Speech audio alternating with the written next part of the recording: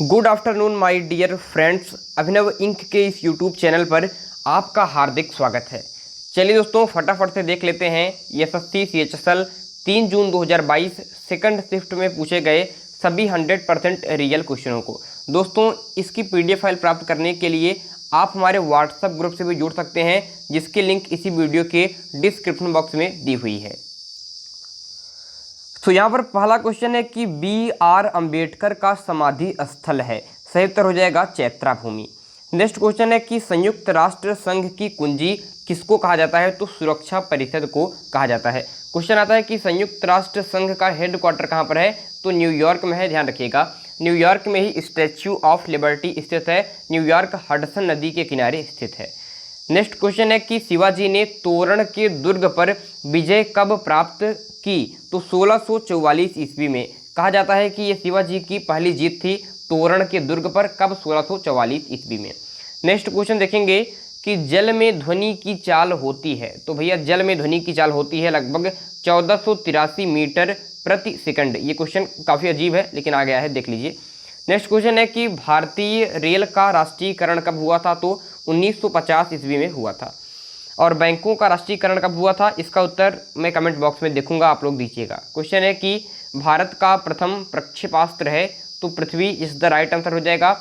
Next question है कि धान का खैरा रोग किसकी कमी से होता है? भाई धान का खैरा रोग तो काफ़ी फेमस क्वेश्चन रहा है, बार बार रिपीटेड क्वेश्चन रहा है। तो धान का जो खैरा रोग है ये जिंक की कमी से होता है। क्वेश्चन है कि काव्य मीमांसा के लेखक हैं। तो राजशेखर का नाम सुना होगा। राजशेखर आपके काव्य मीमांसा के लेखक हैं। काफ़ी इंपॉर्टेंट पुस्तक है, कई बार हमारी चर्चा हो चुकी है काव्य मीमांसा के ऊपर। क्वेश्चन है कि आर्थिक नियोजन विषय किस सूची का है? तो समवर्ती सूची का है। भाई समवर्ती सूची का विषय है आर्थिक नियोजन। दोस्तों, समवर्ती सूची की बात करते हैं, कई बार क्वेश्चन आ जाता है कि इसका कॉन्सेप्ट कहाँ के संविधान से लिया गया है? तो ऑस्ट्रेलिया के संविधान से आपके समवर्ती सूची ली गई है। एक्चुअली दोस्तों है क्या कि जो अपना संविधान है उसमें 12 अनुसूचियाँ हैं।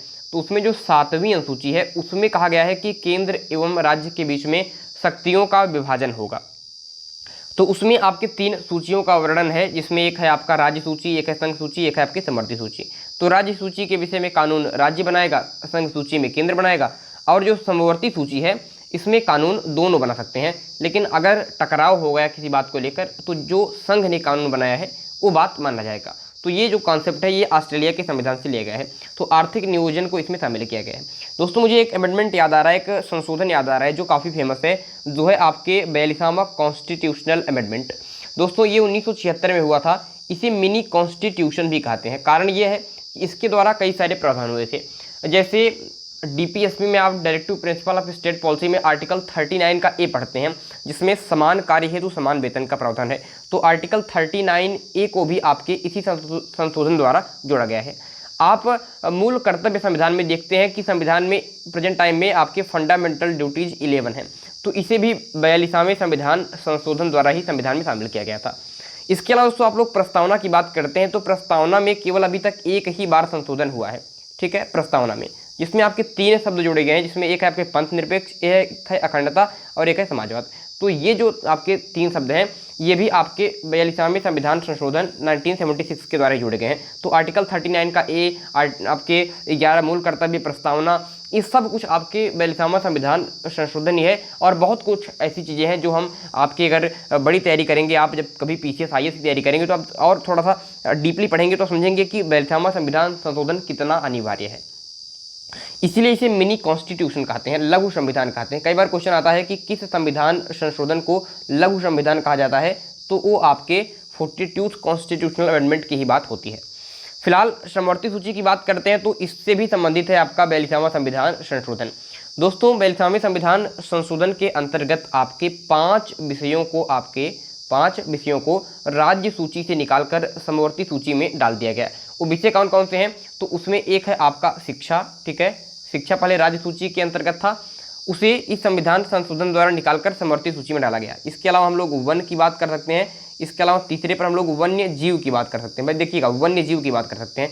चौथे में हम लोग नाप तौल की बात कर सकते हैं। और 5वें में हम लोग सामाजिक न्याय की बात कर सकते हैं। फिर से सुन लीजिए, नोट कर रहे हैं तो नोट कर लीजिए कि शिक्षा, वन, वन्य जीव, नाप तौल और सामाजिक न्याय, ये 5 ऐसे विषय हैं जिनको 42वें संविधान संशोधन अधिनियम 1976 के अंतर्गत राज्य सूची से निकालकर समवर्ती सूची में डाल दिया गया। इंपॉर्टेंट है भाई, समझिएगा, ठीक है।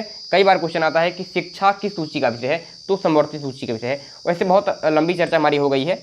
एक और अनुसूचियों की बात है तो थोड़ा सा बता दे रहा हूँ कि दूसरी अनुसूची में क्या दोस्तों, तो आपके वेतन एवं भत्ते की बात की गई है। 8वीं अनुसूची में क्या है, भाषाओं का जिक्र है। 7वीं अनुसूची मैंने आपको बता दी है। कुछ फेमस अनुसूचियाँ हैं भाई, जिनके बारे में हम कभी विशेष चर्चा करेंगे क्लास में, जब हम लोग SSC MTS की तैयारी शुरू करेंगे अपनी, तो आपको विस्तार से पढ़ाऊंगा सब कुछ। चलिए फिर यहाँ पर बात करते हैं कि भारतीय संविधान के किस अनुच्छेद में राज्य के महाधिवक्ता का वर्णन है, तो अनुच्छेद 165 यहाँ पर राइट आंसर हो जाएगा। जैसे केंद्र में महान्यायवादी होता है, वैसे ही राज्य में महाधिवक्ता होता है। दोस्तों, महाधिवक्ता की नियुक्ति राज्यपाल के द्वारा की जाती है। फिलहाल याद रखिए कि मैंने कहा कि जैसे केंद्र में महान्यायवादी होता है, तो महान्यायवादी किस अनुच्छेद में है, तो आर्टिकल 76 के अंतर्गत आपके महान्यायवादी का प्रावधान है और आर्टिकल 165 के अंतर्गत महाधिवक्ता का प्रावधान है। दोनों काफ़ी इंपॉर्टेंट आर्टिकल है, ध्यान रखिए। फिलहाल मैं आपको थोड़ा सा हट जा रहा हूँ, लेकिन ध्यान रखिए आप गूगल पर आर्टिकल 169 को पढ़ सकते हैं, काफ़ी फेमस आर्टिकल है, क्वेश्चन आता है। फिलहाल थोड़ा सा बता दे रहा हूँ कि जो विधान परिषद होता है उसका गठन और उसकी समाप्ति, विधान परिषद की, विधानसभा की नहीं, मैं विधान परिषद की बात कर रहा हूँ, विधान परिषद की, तो उसका गठन और समाप्ति ये आर्टिकल 169 के अंतर्गत ही है। इसमें कहा गया है कि सर्वप्रथम जो आपके क्या तो प्रस्ताव है वो विधानसभा में पारित होगा, अगर वहाँ से 2/3 बहुमत से पास हो जाता है, ठीक है। हम सुनिएगा, फिर से सुन लीजिए ध्यान से। जिस राज्य में अगर आपको विधान परिषद का गठन करना है अथवा उसको समाप्त करना है, तो उसी संबंधित राज्य की विधानसभा में सर्वप्रथम प्रस्ताव पारित होगा, और अगर 2/3 बहुमत से, ठीक है, विशेष बहुमत 2/3 बहुमत से अगर पास हो जाता है, तो राज्यपाल के द्वारा उसे संसद में ट्रांसफर कर दिया जाएगा, और फिर यह संसद में लोकसभा और राज्यसभा दोनों में सामान्य बहुमत से, सामान्य बहुमत मतलब आधे से एक अधिक, सामान्य बहुमत से अगर पास हो जाता है, फिर इस पर राष्ट्रपति हस्ताक्षर करते हैं, तो संबंधित राज्य में आपके विधान परिषद का गठन अथवा समाप्ति हो जाती है। बात समझ में आ गई? बात समझ में आ गई होगी तो नोट कर लीजिएगा, आर्टिकल 169 आपके मोस्ट इंपॉर्टेंट है, विधान परिषद के गठन से संबंधित है, ठीक है। पेपर में कई बार आया है, इसलिए मैंने आपको बता दिया है। चलिए फिर अगले क्वेश्चन की तरफ बढ़ेंगे कि अहमद जान थिरकवा किस वाद्य यंत्र से संबंधित हैं, तो तबला वादक से संबंधित हैं आपकी अहमद जान थिरकवा।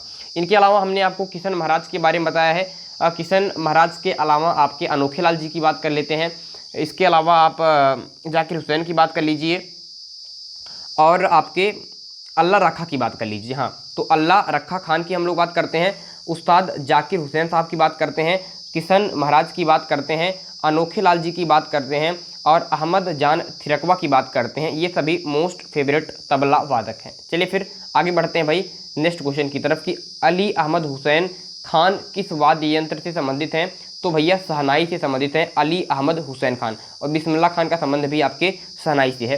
भाई काफ़ी देर हो रही है, थोड़ा जल्दी जल्दी क्वेश्चन कर लेते हैं कि भारतीय संविधान के किस भाग में संघीय न्यायपालिका का उल्लेख है, तो भाग 5 हो जाएगा, मोस्ट इंपॉर्टेंट।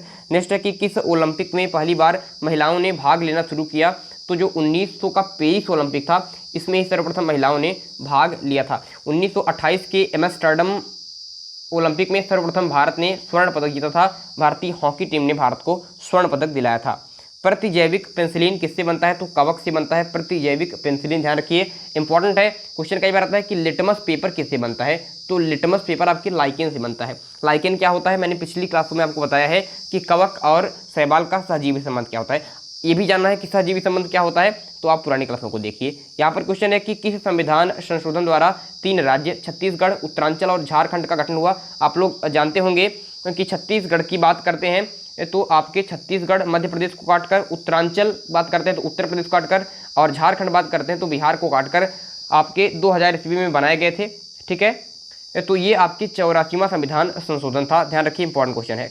अगला क्वेश्चन है आपका कि माई गर्लहुड एक आत्मकथा लेखिका कौन है, तो तस्लीमा नसरीन की आत्मकथा है आपके तस्लीमा नसरीन माई गर्लहुड। चलिए फिर अगले क्वेश्चन की तरफ बात करते हैं कि राष्ट्रीय आपातकाल के समय लोकसभा का कार्यकाल अधिकतम कितने समय के लिए बढ़ा जा सकता है, तो अधिकतम 1 ईयर के लिए बढ़ा जा सकता है। भारत में भैया राष्ट्रीय आपातकाल 1975 ईस्वी में लगा था इंदिरा गांधी के समय, ध्यान रखिए। अगला क्वेश्चन है कि लोकसभा अध्यक्ष और उपाध्यक्ष की अनुपस्थिति में सदन की अध्यक्षता कौन करता है, तो सदन की अध्यक्षता करता है लोकसभा अध्यक्ष द्वारा चुने गए पीठासीन अधिकारियों के पैनल से कोई सदस्य आपके अध्यक्षता करता है। इंपॉर्टेंट भाई, मोस्ट इंपॉर्टेंट आपका हो जाता है। ठीक है दोस्तों, अगर क्वेश्चन आ जाए कि लोकसभा अध्यक्ष और उपाध्यक्ष को उनके अध्यक्ष और उपाध्यक्ष पद की शपथ कौन दिलाता है, तो इंपॉर्टेंट यहाँ पर नोट कर लीजिए कि आपके ये अपने अध्यक्ष पद की शपथ लेते ही नहीं है। सुन लीजिए, लोकसभा अध्यक्ष अथवा उपाध्यक्ष अपने अध्यक्ष अथवा उपाध्यक्ष पद की शपथ नहीं लेते हैं। तब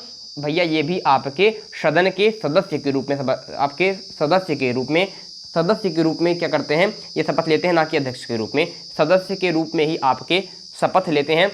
और प्रोटेम स्पीकर आपके शपथ इनको दिलाता है। आपको पता होगा कि संविधान में कुछ इस तरीके से लिखा गया है कि आपके लोकसभा के मेंबरों को आपकी शपथ कौन दिलाएगा, तो राष्ट्रपति अथवा राष्ट्रपति द्वारा चुने गए किसी प्रतिनिधि द्वारा। वही प्रतिनिधि प्रोटेम स्पीकर होता है जो आपके शपथ दिलाता है। क्वेश्चन है कि वलित पर्वत के उदाहरण है, तो यूरोप में आल्प्स पर्वत, उत्तरी अमेरिका में रॉकीज पर्वत और दक्षिण अमेरिका में एंडीज पर्वत आपके वलित पर्वत के उदाहरण हैं। ठीक है, एंडीज पर्वत श्रेणी दुनिया की सबसे लंबी पर्वत श्रेणी है, 7200 किलोमीटर लंबी है। इसी एंडीज पर्वत श्रेणी से अमेजन नदी निकलती है, पेरू देश के पास से अमेजन नदी, जो अंटार्कटिका महाद्वीप में गिरती है। और आल्प्स के बारे में जानते हैं कि क्वेश्चन आता है कि आल्प्स है ही नहीं, यह किसका कथन है, तो यह आपके नेपोलियन का कथन है। क्वेश्चन है कि पुरी स्थित जगन्नाथ मंदिर को किस वंश के शासकों ने बनवाया था, तो गंग वंश के शासकों ने आपके जगन्नाथ मंदिर को बनाया था। क्वेश्चन है कि स्टील जो सिटी है राउरकेला उड़ीसा में पड़ती है, किस नदी के किनारे स्थित है, तो ब्राह्मणी नदी के किनारे स्थित है। एक बार क्वेश्चन आता कि राउरकेला जो आपके कारखाना है ये जल कहाँ से लेता है, तो भैया महानदी से लेता है, और किस नदी के किनारे स्थित है, तो ब्राह्मणी नदी इज द राइट आंसर हो जाएगा। क्वेश्चन है कि राष्ट्रीय विज्ञान दिवस कब मनाते हैं, तो भैया 28 फरवरी को। इंपॉर्टेंट है, 4 फरवरी इंपॉर्टेंट है, विश्व कैंसर दिवस मनाते हैं, 28 फरवरी इंपॉर्टेंट है आपके राष्ट्रीय विज्ञान दिवस के रूप में। ठीक है, अच्छा 28 फरवरी को ही राष्ट्रीय विज्ञान दिवस क्यों मनाते हैं, आप लोग बताइएगा। ठीक है, ये आप लोग गूगल पर सर्च कीजिएगा, काफ़ी इंपॉर्टेंट बात है। सीवी रमन की बात करते हैं, उनके नाते ही विज्ञान दिवस मनाया जाता है, लेकिन 28 फरवरी को उनका जन्म नहीं हुआ था। कुछ और इम्पॉर्टेंट बात है, वो इम्पॉर्टेंट बात क्या है, अभी मैं राज इसको रखने देता हूँ, आप लोग कमेंट बॉक्स में बताइएगा, गूगल सर्च कीजिएगा, मज़ा आएगा पढ़कर। क्वेश्चन है कि किसके द्वारा 18वीं सदी में बेंगलुरु में लाल बाग की स्थापना की गई थी, तो हैदर अली एवं टीपू सुल्तान के द्वारा आपके बेंगलुरु में लाल बाग की स्थापना की गई थी। काफ़ी इंपॉर्टेंट क्वेश्चन है भाई। नेक्स्ट क्वेश्चन देखिएगा कि द्वैतवाद सिद्धांत के प्रतिपादक हैं, यहाँ से तो आप नोट कर लीजिए, आने वाले शिफ्टों में क्वेश्चन छपना ही छपना है। इस बार तो आया है, और नीचे मैं बहुत इंपॉर्टेंट चीज़ें लेकर आया हूँ, इस सब याद कर लीजिए, ये क्वेश्चन रिपीट होंगे। तो द्वैतवाद की बात करते हैं, तो द्वैतवाद सिद्धांत के प्रतिपादक आपके माधवाचार्य जी हैं। कौन है आपके, माधवाचार्य जी हैं। अगर कोई बच्चा ह्यूमैनिटी का रहा होगा, जिसने मनोविज्ञान पढ़ा होगा, तो उसे ये द्वैतवाद क्या होता है, अद्वैतवाद क्या होता है, सब पता होगा। फिलहाल तो मैं आपको इतना ही बता सकता हूँ कि शंकराचार्य ने कहा था कि आपके आत्मा और परमात्मा अलग अलग नहीं होते हैं। जो आपके परमात्मा एक को ही माना था आपके शंकराचार्य जी ने, और कहा था कि जो परमात्मा जो होते हैं उनकी ही छाया आत्मा होता है, यानी कि केवल और केवल परमात्मा ही है, दूसरा कोई नहीं है। तो ये अद्वैतवाद है। लेकिन माधवाचार्य ने कहा था कि आत्मा और परमात्मा दो हैं। ठीक है, शंकराचार्य ने कहा कि केवल परमात्मा है, आत्मा तो केवल उसकी छाया मात्र है, उसकी छाया मात्र है, तो आत्मा कुछ नहीं है, केवल और केवल परमात्मा है। तो ये आपके अद्वैतवाद है, दो नहीं है एक है, तो अद्वैतवाद आपके, ये आपकी शंकराचार्य का मत है। माधवाचार्य ने कहा नहीं दो हैं, तो ये आपके माधवाचार्य का मत है, द्वैतवाद। इसके अलावा विशिष्टाद्वैत की बात करते हैं, तो ये रामानुजाचार्य का है। और द्वैतावाद के प्रतिपादक कौन है, तो द्वैत अद्वैत ये निम्काचार्य का है, द्वैताद्वैत नहीं, द्वैत अद्वैत। और शुद्धाद्वैतवाद आपके ये वल्लभाचार्य का है। फिर सुन लीजिए, अद्वैतवाद शंकराचार्य मोस्ट इंपॉर्टेंट है, आता ही आता है शंकराचार्य। विशिष्टाद्वैतवाद आपके रामानुजाचार्य का है, द्वैताद्वैतवाद आपके निम्बकाचार्य का है, और शुद्धाद्वैतवाद आपके वल्लभाचार्य का है। ठीक है, शुद्धाद्वैतवाद। और द्वैतवाद तो माधवाचार्य मैंने बता ही दिया। चलिए फिर फिलहाल हमको ये 25 क्वेश्चन मिल पाए हैं। अगर क्वेश्चन अच्छे लगे तो लाइक कीजिएगा, चैनल को सब्सक्राइब कीजिएगा, और इसी तरीके से बने रहिएगा। जैसे ही CHSL का एग्जाम कंप्लीट होता है, हम लोग MTS के लिए भी शानदार से धमाकेदार से क्वेश्चन के साथ तैयारी करेंगे, सारे विषयों के साथ। इसकी PDF फाइल के लिए व्हाट्सएप ग्रुप की लिंक डिस्क्रिप्शन में है, फटाक से आ जाइए, ज्वाइन कर लीजिए।